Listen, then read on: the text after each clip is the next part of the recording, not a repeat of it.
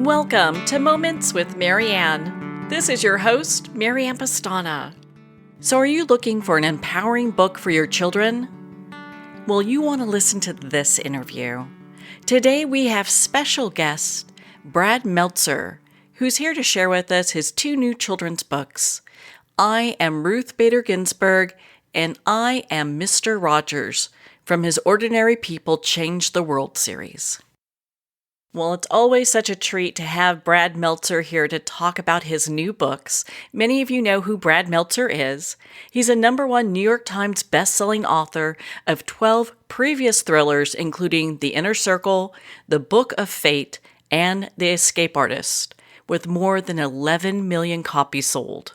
He is a host of the television show Brad Meltzer's Lost History and Brad Meltzer's Decoded on the History Channel. In addition, Brad is the author of the blockbuster children's history book series, Ordinary People Change the World, a PBS Kids TV show based on his books with over 28 million viewers, was recently nominated for multiple Emmys and TCA awards. So let's welcome to the show, Brad Meltzer. Oh, so good to be back. What an honor it is to have you here and to talk about this new book, I Am Ruth Bader Ginsburg. What inspired you to choose her for this next book? You know, as you know, it always comes back to my own kids. And this book series, as a children's book series, was started to give my kids better heroes to look up to, heroes of kindness and compassion, and of just trying to be good people. How do you teach your kids to be good people? I tell my kids all the time, having a big giant company doesn't make you a good person. You got to think about someone beyond yourself. And so that's where I Am Ruth Bader Ginsburg came from, is trying to teach them a sense of justice and a sense of looking out for each other. And more important, just teaching my daughter her own potential, which is, I think, what Ruth Bader Ginsburg at the end of the day stands for all of us. Well, I think for young women, that's so important, especially when we look at Ruth's history. I mean, she became an attorney when women weren't really attorneys. And it's not only that, to me, it's even more, if I tell my daughter about who she was as an attorney or a Supreme Court justice, my daughter doesn't care. She's like, it's too far away. What we focus on, as we always do in the books, is when they're kids. So as a little girl, Ruth Bader Ginsburg, when she was growing up, just loved going, on adventures. She wanted to play tag and she wanted to climb trees and go to the roof of the building. And she was told back then, girls can't do that. It's her mother who breaks that stereotype. Her mother used to take her to the library when she was a little girl every Friday afternoon. And she would say, you could pick out 5 books, Ruth. And the books, among the ones she loved most, were about real heroes. Stories of Amelia Earhart, stories of Harriet Tubman. And it's there she learned arguably one of life's most valuable lessons that she's ever learned, which was there's absolutely nothing that little girls can't do. And I want my daughter to have that lesson. I want my sons to have that lesson. As a kid's book, for kids ages, 4 or 5 to 12 years old, that's what I Am Ruth Bader Ginsburg is all about. Well, it's so well done. And of course, the illustration, as always, it just draws you in. It's such a great book to give as gifts. What are some of the other books that you've worked on recently? Yeah, so this is the 10-year anniversary of the Ordinary People Change the World series. Oh my gosh, So congratulations. I appreciate that. So the two newest are I Am Ruth Bader Ginsburg and I Am Mr. Rogers, who, of course, Mr. Rogers, we all know and love Mr. Rogers, but what we focus on is Mr. Rogers, when he was a little boy, he was bullied. He was picked on. They used to chase him home from school and he would get angry at them. We all think of Mr. Rogers as some saint who never lost his temper, but he did. And when they used to chase him home, he got so mad, he sent away for one of those muscle catalogs to teach you how to be big and strong. He does the chin-ups, he does all the work, but none of it works. It's his mother who he sees that his mom, their family had a lot of money. And his mom finds out from the school nurse that there's a child in the school who can't afford new sneakers. And the mother, without taking credit for it, sends a new pair of sneakers to the nurse. The nurse gives them to the child. And then the nurse says, there's another kid who can't afford this, a jacket, and one who can't afford furniture. And the mom keeps buying all these things, sends them to the school nurse, never takes credit for buying any of them. What does Mr. Rogers learn from his mother right there? How to be a good neighbor. And that's where he learns that the most powerful things are not your muscles, but it's the things you can't see, like love and kindness. And I and it's his mother who, when he gets scared about what he sees in the news, and he's terrified about some scariness that he sees, his mother says those famous words that we all know, which is, look for the helpers. You can always find a helper. And I love the fact that's not Mr. Rogers. Those aren't his words. They're from his mom. So to me, those are the great lessons that I am Mr. Rogers or I am Ruth Bader Ginsburg offers. They teach you and your kids how to push back against the cynicism, how to make the world a better place, how to show kindness, how to find equality, and those values that we're missing. This is, to me, these books are the way to bring them back. Well, these books have always been such a huge hit when I've given them away for gifts for friends of mine who have children. And it's interesting, the books are so well researched. I mean, you find out all these interesting little tidbits about each person that you're really diving into. That's the fun for Ruth Bader Ginsburg, when she was a little girl, her mom didn't have birthday parties. She instead of having birthday parties for her at a certain age, she just would take her to the local Jewish orphanage, and she would have them give away ice cream to the orphans. And I love that idea. And what Ruth Bader Ginsburg saw as a little girl, she would see, injustice and hatred and unfairness. Those are what she called fractures in society, and they need to be repaired. And in that act of giving away that ice cream and losing her birthday party for it, she learns that lesson. It's not a lesson from law school, how to be a good person. It's a lesson from her mother. And of course, she uses the legal system to put good into the world. But to me, that's all these books are, is our way of teaching kids how to put some good into the world. Well, and there's a book that we haven't talked about, You Can Change the World. Can you share a little bit about that? Oh, I love this book. So that's our new book that's about to come out. And You Can Change the World is a compilation of 10 years of our best stories from each of our best heroes. So Amelia Earhart's in there, Abraham Lincoln, Rosa Parks, and Albert Einstein, and Mr. Rogers, of course. And it just goes through the best of. We take 10 years. We have 32 different heroes that we've done in this series. And we said, what's the best advice? Frida Kahlo. And each one has, an amazing thing. Like, for as an example, on the spread for Amelia Earhart, it says the greatest flight you're ever going to take is the one that no one's ever tried before. It says, I am Amelia Earhart, I know no bounds. And in Abraham Lincoln, it says, I'm Abraham Lincoln, and I will speak my mind and speak for others. It narrows down all those values into a kind of greatest hits. And I love the fact that You Can Change the World. It's going to be there as a graduation gift to people to give to birthdays and graduations. I am so excited for everyone to get to see it. I can't wait. It's like, every time I see a new book of yours coming out, I get so excited because I usually will buy a few of them and hold on to them for gifts for later.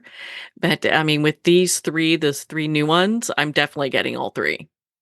Well, the fun of this, I am Ruth Bader Ginsburg, is Ruth Bader Ginsburg's we've worked with Billie Jean King, we've worked with Dolly Parton on her book, or Jane Goodall weighed in on her book. And this is the first hero, though, that I've done where I knew the hero before we started the book.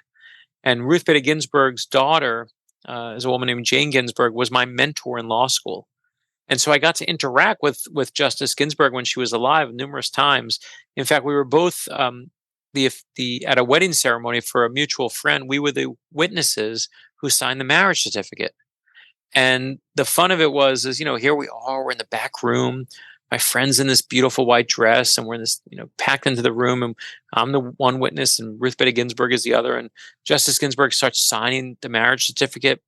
And I looked at my friend and I was like, do you really need me at this point?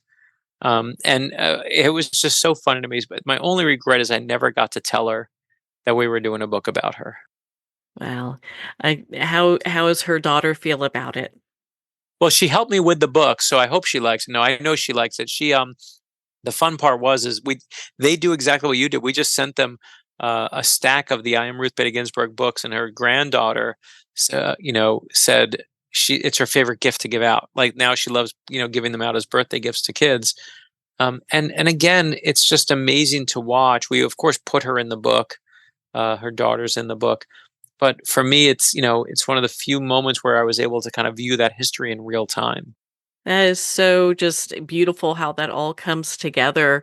And one of the things I've always appreciated about you is that you really find these little pieces of information that you kind of pull on, these little things that most people would not even know. Like you uncover these jewels. So for Mr. Rogers, what was that? Yeah, for Mr. Rogers, I mean, some of it is when he was bullied. Some of it is, of course, his mom, what his mom gave him. But I think one of my favorite things is Mr. Rogers, when he was a little kid, was sick a lot. He used to have scarlet fever and just, just was, I mean, just sad to say, just, had allergies. And he used to spend a lot of time in bed. But it was there, he used to take little puppets and he used to prop his knees up under the covers and with his toys and cars and little toys around his room would make little shows. He would enter his own little world of make believe.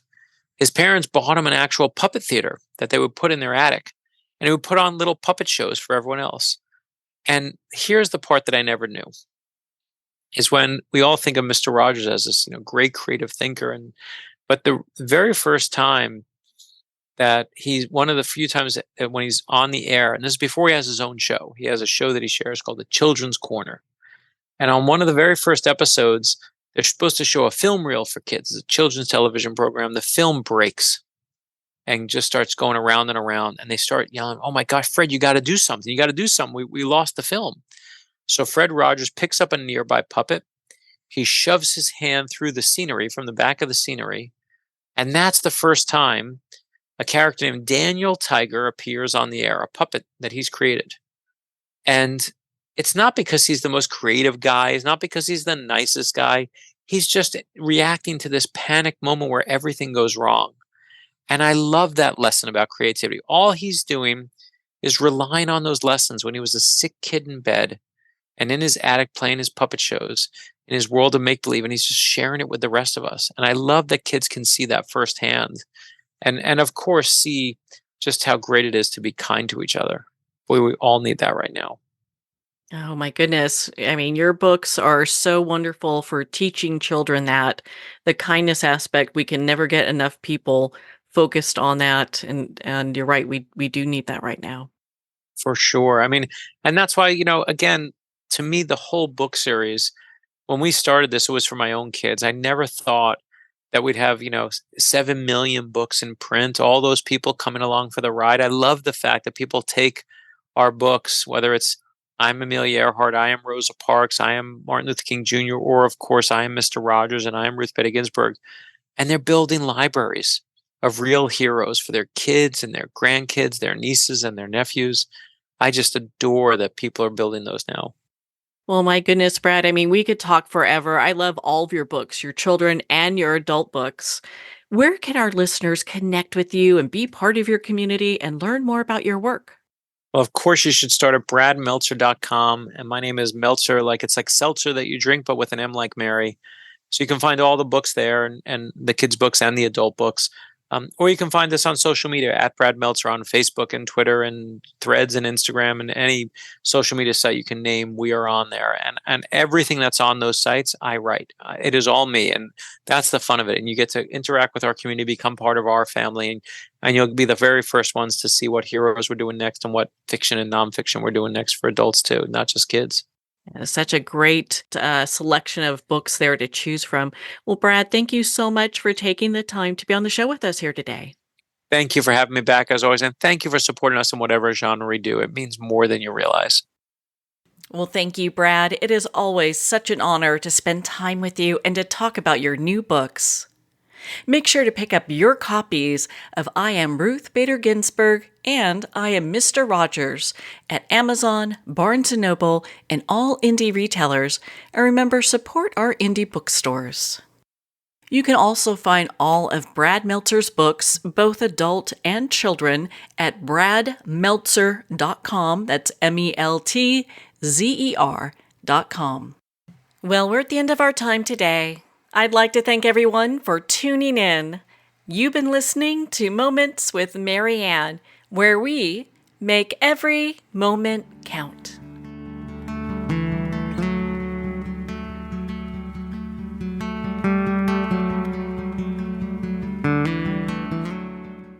In a single moment, your life can change. Moments with Marianne is a transformative hour that covers an endless array of topics with the best of the best. Her guests are leaders in their fields, ranging from inspirational authors, top industry leaders, and business and spiritual entrepreneurs. Each guest is gifted and a true visionary, a recognized leader in her own work, and while teaching others to develop, refocus, and grow, Marianne will bring the best guest and sometimes a special surprise. Don't miss this. You never know just which moment will change your life forever. Make sure to tune in and visit momentswithmarianne.com for more information.